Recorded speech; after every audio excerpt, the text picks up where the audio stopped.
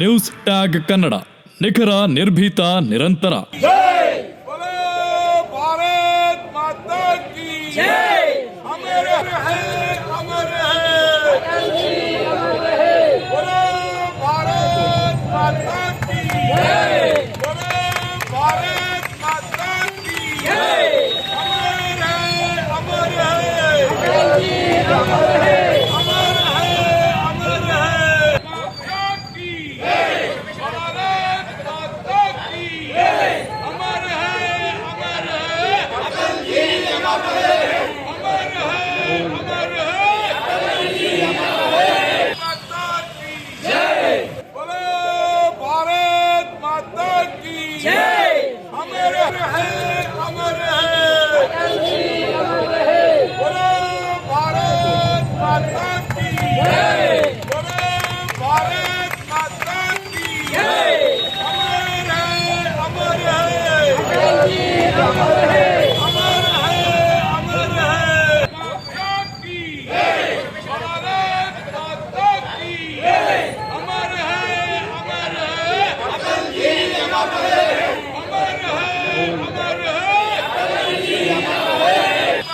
ಭಾರತದ ನೆಚ್ಚಿನ 3 ಬಾರಿ ಪ್ರಧಾನಿಗಳಾದಂತ ನಮ್ಮೆಲ್ಲರ ಅಚ್ಚುಮೆಚ್ಚಿನ ನಾಯಕರು ಅಟಲ್ಜಿಯವರ ಜನ್ಮದಿನ ಕಾರ್ಯಕ್ರಮಕ್ಕೆ ಈ ಒಂದು ಸುಂದರವಾದ ಸಂಜೆಯಂದು ಅವರ 101ನೇ ಹುಟ್ಟುಹಬ್ಬದ ಕಾರ್ಯಕ್ರಮಕ್ಕೆ ಆಗಮಿಸಿರುವ ಭಾರತೀಯ ಜನತಾ ಪಕ್ಷದ ಗ್ರಾಮೀಣ ಹಾಗೂ ನಗರ ಮಂಡಲ ಅಧ್ಯಕ್ಷರಿಗೆ ಸ್ವಾಗತ ಕೋರುತ್ತಾ, ಅದೇ ರೀತಿ ಇನ್ನೋರ್ವ ಜಮಖಂಡಿಯ ಮತಕ್ಷೇತ್ರದ ಜನಪ್ರಿಯ ಶಾಸಕರಾದಂತ ನಾಡೋಜ ಜಗದೀಶ್ ಗುಣಮುಂಡಿ ಸಾಹೇಬರು ಸ್ವಾಗತ ಕೋರುತ್ತೇನೆ.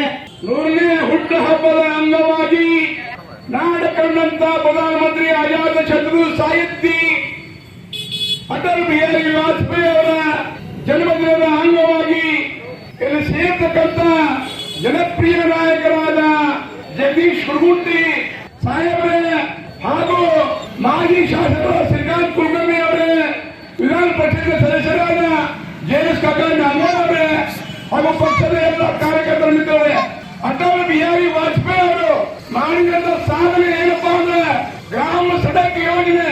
ಅವರ ಜೊತೆಗೆ 1980ರಲ್ಲಿ ಪಕ್ಷವನ್ನು ಕಟ್ಟಿ ಶ್ಯಾಮಾ ಪ್ರಕಾಶ್ ಮುಖರ್ಜಿ, ದೀನ್ ದಯಾಳ್ ಉಪಾಧ್ಯಾಯ, ಹೆಗಡೆಯವರಂತ ನಾಯಕರು ಜನಸಂಘದಿಂದ ಇವತ್ತು 1980ರಲ್ಲಿ 45 ವರ್ಷದಲ್ಲಿ ಇಡೀ ರಾಷ್ಟ್ರದಲ್ಲಿ ಭಾರತ ಚಪ್ಪಲವನ್ನು ಮಾಡಿದಂತ ಏಕೈಕ ನಾಯಕ ಯಾರಿದ್ದಾರೆ ಅದು ಈ ಭಾರತ ದೇಶದ ಅಟಲ್ ಬಿಹಾರಿ ವಾಜಪೇಯಿ ಅಂತ ಭಾಷಣದಲ್ಲಿ ಬಂದಿದೆ. ಬಂಧುಗಳೇ, ಇನ್ನೂ ಒಂದು ವಿಷಯ, ಕಾರಣ ಅಂತ್ಯೋದಯ. ಯಾವ ಕಟ್ಟ ಕಡೆ ಮನುಷ್ಯನಿಗೆ ಹೋಗಿ ನಮ್ಮ ಭಾರತೀಯ ಜನತಾ ಪಕ್ಷದ ಕಾರ್ಯಕರ್ತರು ಆ ಕಟ್ಟ ಕಡೆ ಮನುಷ್ಯನಿಗೆ ಅಂತ್ಯೋದಯವನ್ನು ಮುಟ್ಟಬೇಕು ಅಂದ್ರೆ ಜನಸಾಮಾನ್ಯರಿಗೆ ಸಿಗುವಂತ ಔಷಧಾಲಯಗಳನ್ನು ಸಿಗುವಂತ ಮಾಡಿದಂತ ಸಾಧನೆ ಯಾರಿಗಾರ ಸಲ್ಲಬೇಕಾದ್ರೆ ಈ ಪುಣ್ಯಾತ್ಮ, ಈ ಹೃದಯವಂತ, ಈ ಹೃದಯಶಾಲಿ ಅಟಲ್ ಬಿಹಾರಿ ವಾಜಪೇಯಿ ಅವರಿಗೆ ಬಂದಿವೆ. ಜನ್ಮದಿನೋತ್ಸವ ಜೊತೆಗೆ ಅವರ ಜನ್ಮ ತಾಳಿ 101 ವರ್ಷದ ಆಚರಣೆ ಹಿನ್ನೆಲೆಯಲ್ಲಿ ಇಲ್ಲಿ ಸೇರಿರುವಂತಹ ನಮ್ಮೆಲ್ಲ ಪಕ್ಷದ ಪದಾಧಿಕಾರಿಗಳೇ, ಮುಖಂಡರೇ ಹಾಗೂ ಪಕ್ಷದ ಎಲ್ಲ ಕಾರ್ಯಕರ್ತರು ಮತ್ತು ಮಾಧ್ಯಮದ ಸ್ನೇಹಿತರೆ, ಏನೇನು ಹೇಳಬೇಕಾಗಿತ್ತು ಎಲ್ಲ ವಿಷಯವನ್ನು ಹೇಳ್ಯಾರ. ಬಹುಶಃ ಜಮಖಂಡಿಯ ಕಾರ್ಯಕರ್ತರ ಟೀಮ್ನಲ್ಲಿ ಎಂತೆಂಥ ಕಾರ್ಯಕರ್ತರನ್ನು ಒಂದೊಂದು ತಾಸು ವಾಜಪೇಯಿ ಅವರ ಬಗ್ಗೆ, ಬೇರೆ ವಿಷಯದ ಬಗ್ಗೆ ಮಾತನಾಡುವಂತ ಬಹುತೇಕ ಮಟ್ಟದ ಕಾರ್ಯಕರ್ತರಿದ್ದಾರೆ ಅಂತ ಈ ಸಂದರ್ಭದಲ್ಲಿ ನನಗೊಂದು ಘಟನೆ ನೆನಪಾಗ್ತದೆ. 1982ನೇ ಇಸ್ವಿಯಲ್ಲಿ ಮೊದಲನೇ ಸಲ ಜಮಖಂಡಿಗೆ ಸನ್ಮಾನ ಅಟಲ್ ಬಿಹಾರಿ ವಾಜಪೇಯಿ ಅವರು ಬಂದಿದ್ರು. ಬಹುಶಃ ಇದರಲ್ಲಿ ಬಹಳಷ್ಟು ಜನ 82ಕ್ಕಿಂತ ಮೊದಲು ಹುಟ್ಟಿರಲಿಲ್ಲ ಅಂತ ಅನಿಸ್ತದೆ.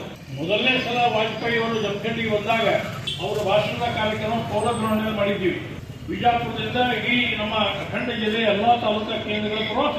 ಆ ಸಂದರ್ಭದಲ್ಲಿ ಪಕ್ಷಕ್ಕಾಗಿ ನಿಧಿಯನ್ನು ಅರ್ಪಣೆ ಮಾಡಬೇಕು ಅಂತ ಪಕ್ಷ ಕಾರ್ಯಕ್ರಮ ಪಟ್ಟಿದ್ದರಿಂದ ಭಾರತೀಯ ಜನಸಂಘದ ಘಟಕಗಳು, ಅಲ್ಲಿ ಸ್ಥಳೀಯ ಘಟಕಗಳು ಪಕ್ಷಕ್ಕಾಗಿ ನಿಧಿಯನ್ನು ಸಾರ್ವಜನಿಕರನ್ನು ತಗೊಂಡು ಸನ್ಮಾನ ಅಟಲ್ ಬಿಹಾರಿ ವಾಜಪೇಯಿ ಅವರಿಗೆ ಅರ್ಪಿಸುವಂತ ಒಂದು ಕಾರ್ಯಕ್ರಮ ಇತ್ತು. ಅವಾಗ ಬಹುಶಃ ಕಾಂತಿಲಾಲ್ ಕೊಠಾರಿ ಅವರು, ಇವರೆಲ್ಲ ನಾವೆಲ್ಲ ಕಾರ್ಯಕರ್ತರು ಕಾರ್ಯಕ್ರಮ ಮಾಡಿದ್ದೀವಿ. ದೊಡ್ಡ ಸಂಖ್ಯೆಯಲ್ಲಿ ಜನ ಸೇರಿತ್ತು. ಬೆಳಗಿನ 10 ಗಂಟೆ ನಾನಿನ್ನೂ ಚಿಕ್ಕವರಿಗೆ ಮಾತಾಡಲಿಕ್ಕೆ ಭಯ ಬರುತ್ತಾ, ಆದರೂ ನನ್ನನ್ನೇ ನಿರೂಪಣೆ ಮತ್ತು ಸ್ವಾಗತ ಮಾಡೋ ಕಟ್ಟಿದ ಭಾಷಣ ಮಾಡಿದ್ದೆ. ನಾವು ಕೇವಲ 10,000 ರೂಪಾಯಿ ಸಂಗ್ರಹ ಮಾಡಿದ್ವಿ. 10,000 ಅದು CR ಅನಂತಪುರ ಸಾವುಕಾರರು ನಮ್ಮ ಪಕ್ಷದ ಅಧ್ಯಕ್ಷರಿದ್ರು. ನಮಗಂತ ಕೇಳಿಸ್ತದೆ, ಪಬ್ಲಿಕ್ ಕೇಳಿಸ್ತದೆ. ಆವಾಗ ಅವ್ರಿಗೆ ಸನ್ಮಾನ ಮಾಡಿದ್ಮೇಲೆ ಅವ್ರು ನಾವು ಎದ್ದು ನಿಂತು ಭಾಷಣ ಶುರು ಮಾಡಿದ್ವಿ. ಅವ್ರು ಹೇಳಿದ್ದು ಮೊದಲನೇ ಮಾತು, ಆಪ್ ಸಿರ್ಫ್ 10,000 ರೂಪಾಯಿ ದಿಯೇ ಹೇ, ಜಿತನಾ ರಾಷನ್ ಉತನಾ ಬಾಪನ್ ಅಂತ ಹೇಳಿದ್ರು. ಅವ್ರು ಹೇಳಿದ್ದು ನೆನಪಿಲ್ಲ, ಅದು ಹಾಸ್ಯಕ್ಕಾಗಿ ಹೇಳಿದ್ರು.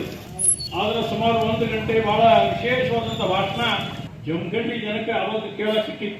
ಆನಂತರ ಅಟಲ್ಜಿಯವರು ಜಿಲ್ಲೆ ತುಂಬಾ ಪ್ರವಾಸ ಮಾಡಿ ಗುಳೆ ಗುಡ್ಡದಲ್ಲಿ ಅವರು ತುಲಾಭಾರ ಆಗಿತ್ತು. ಅವೆಲ್ಲ ಘಟನೆಗಳು ಬಹುಶಃ ಐತಿಹಾಸಿಕವಾದಂಥ ಘಟನೆಗಳು ತಾವೆಲ್ಲ ನೋಡಿರಿ, ಓದಿರಿ. ಅನೇಕ ಹಿರಿಯರನ್ನ ನಾವೆಲ್ಲ ಮೊನ್ನೆ ಅಟಲ್ಜಿಯವರ ಜನ್ಮದಿನದ ಹಿನ್ನೆಲೆಯೊಳಗೆ ನಾವು ಸನ್ಮಾನ ಕೂಡ ಮಾಡಿ ಬಂದಿವಿ. ಅನೇಕ ಊಟಗಳು ಕೂಡ ಬರ್ತಾವೆ. ಹೀಗಾಗಿ ಅಟಲ್ಜಿ ಒಬ್ಬ ಮುತ್ಸದ್ದಿ ರಾಜಕಾರಣಿ, ಒಬ್ಬ ರಾಜಕೀಯ ಸಂತ ಅಂದ್ರೆ ತಪ್ಪಿಲ್ಲ.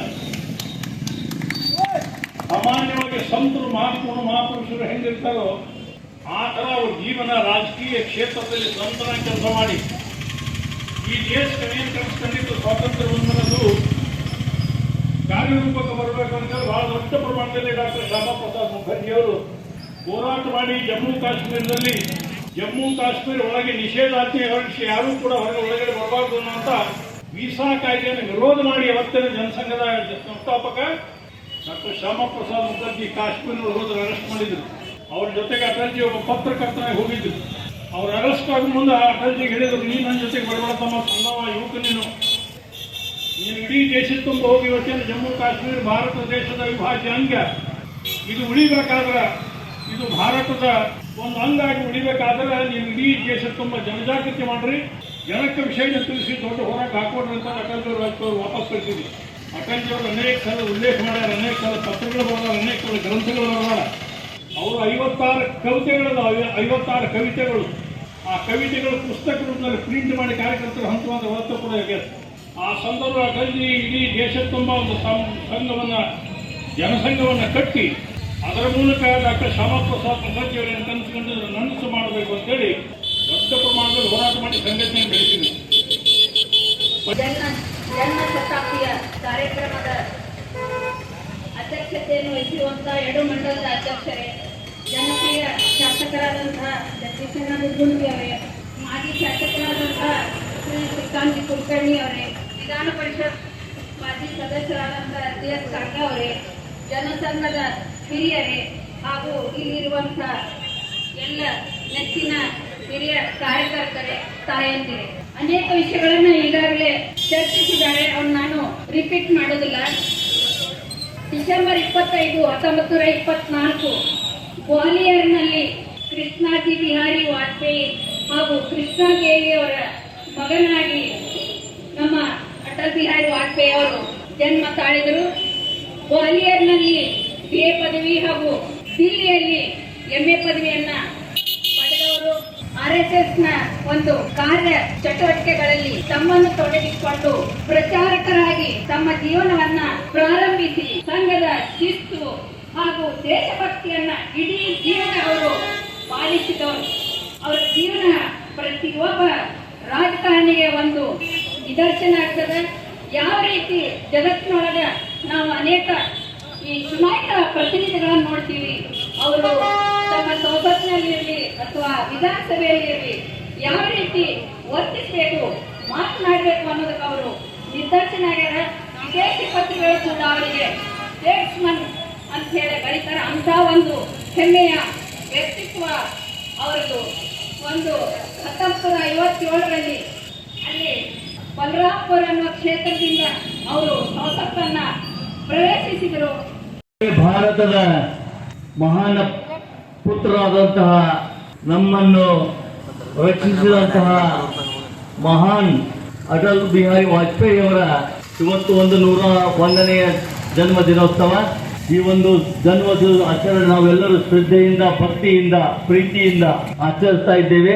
ಈ ಒಂದು ಸಂದರ್ಭದಲ್ಲಿ ಆಗಮಿಸಿದಂತಹ ಹಿರಿಯರಾದಂತಹ ಶ್ರೀಕಾಂತ ಕುಲಕರ್ಣಿ ಅವರೇ, CT ಉಪಾಧ್ಯಾಯ ಅವರೇ, ಯಲ್ಲಪ್ಪ ಸವದಿ ಅವರೇ, ನಮ್ಮ BJPಯ ಬಂಧು ಭಗಿನಿಯರೇ, ಎಲ್ಲರಿಗೂ ಶರಣಾರ್ಥಿಗಳು. ಶ್ರೀ ಅಟಲ್ ಬಿಹಾರಿ ವಾಜಪೇಯಿ ಅವರ ಬಗ್ಗೆ ಹೇಳೋದಾದ್ರೆ, ಸೂರ್ಯನನ್ನು ಪ್ರಚರಿಸಿದಂತೆ ಅವರು ಮಾಡಿದಂಥ ಕಾರ್ಯ ಮಹಾನವಾದದ್ದು. ಅವರ ಅಜಾತ ಶತ್ರು ಯಾರು ಅವರಿಗೆ ಒಬ್ಬರು ವೈರಿಗಳು ಇದ್ದಿದ್ದಿಲ್ಲ. ಇವತ್ತು ಎಲ್ಲ ಪಕ್ಷದವರು ಕೂಡ ಅವರ ಒಂದು ಮಾರ್ಗದರ್ಶನ ತೆಗೆದುಕೊಳ್ತಾ ಇದ್ರು. ಅವರ ಜೀವನದಲ್ಲಿಯೇ ಎಲ್ಲರಿಗಾಗಿ ಹುಟ್ಟಿದವರು, ಎಲ್ಲರನ್ನು ಸಂರಕ್ಷಣೆ ಮಾಡಬೇಕು ಅನ್ನುವ ಒಂದು ಒಳ್ಳೆಯ ಉದ್ದೇಶ ಅವರಲ್ಲಿ ಇತ್ತು. ಯಾವುದೇ ಜಾತಿ ಭೇದ ಭಾವವಿಲ್ಲದೆ ಪಕ್ಷಾತೀತವಾಗಿ ಯಾವುದೇ ಪಕ್ಷ ಬರಲಿ, ಯಾವುದೇ ಸರ್ಕಾರ ಬರಲಿ, ಪಕ್ಷ ಯಾವ ಸರ್ಕಾರ ಬರಲಿ, ಯಾವ್ದು ಇದು ಬರಲಿ, ಆದ್ರೆ ನಮ್ದು ಒಂದೇ ಒಂದು ಕರ್ತವ್ಯ ಇರಬೇಕು, ಭಾರತದ ಜೊತೆಗೆ ಇದ್ದು ಭಾರತ ಜನತೆಗೋಸ್ಕರ ನಮ್ಮ ಒಂದು ಶ್ರದ್ಧೆಯ ಭಕ್ತಿಯ ಒಂದು ಸೇವೆಯನ್ನು ಸಲ್ಲಿಸ್ತಾ ಇರಬೇಕೆಂಬುದೇ ಅವ್ರಿಗೆಲ್ಲರಿಗೂ ಮಾರ್ಗದರ್ಶನ ಮಾಡುವಂಥವರು. ಅವರದೊಂದು ಮಾತಾಡೋದು ಯಾವತ್ತು ಮಣ್ಣಿಂದ ಎಲ್ಲರ ಮನಸ್ಸು ಮುಟ್ಟುವ ಹಾಗೆ ಅವರು ಮೈ ಮರೆತು ಮಾತಾಡ್ತಿದ್ರು. ಅವರು ಆ ಸಂದರ್ಭಕ್ಕೆ ಅನುಸಾರವಾಗಿ ಮಾಡ್ತಾ ಕೆಲವೊಂದು ಅವರಿಗೆ ಒಂದು ಕವನಗಳು ಕೂಡ ಹುಟ್ಟಿಕೊಂಡು ಬಂದು ಆ ಕವನಗಳು ಕೂಡ ಇವತ್ತು ಅದ್ಭುತವಾದ ಕವನಗಳನ್ನು ಮನ ಮುಟ್ಟುವ ಹಾಗೆ ಮಾಡ್ತಾರೆ. ಅವರು ಸಂಸದೀಯದಲ್ಲಿ ಮಾತಾಡುವ ಹೊತ್ತಾಗ ಎಲ್ಲರೂ ಗಪ್ಪು ಕೂತು ಅವರು ಮಾತು ಕೊಡೋದು ತಾಸುಗಟ್ಟಲೆ ಮಾತುಗಳು ಕೇಳ್ತಾ ಇದ್ರು. ಅವರ ಅತ್ಯುತ್ತಮವಾದ ಒಂದು ಜೀವನದ ಶೈಲಿ ಎಲ್ಲರೂ ರೂಢಿಸಿಕೊಂಡು ಹೋಗಿದ್ದಾದ್ರೆ ಇದೊಂದು ಭವ್ಯ ಭಾರತ ಹಿಂದೂಸ್ತಾನ್ ಒಂದು ದೊಡ್ಡ ಉನ್ನತ ಮಟ್ಟಕ್ಕೆ ಕರ್ಕೊಂಡು ಹೋಗಲಿಕ್ಕೆ ಅವರು ಕೂಡ ಮೊದಲನೇ ಕಾರಣಭೂತರು ಅಂತ ನಾನು ಹೇಳ್ತಾ ಇದ್ದೀನಿ. ಇನ್ನಿತರ ಸುದ್ದಿಗಳಿಗಾಗಿ ಕೂಡಲೇ ಸಬ್ಸ್ಕ್ರೈಬ್ ಮಾಡಿ ನ್ಯೂಸ್ ಟ್ಯಾಗ್ ಕನ್ನಡ.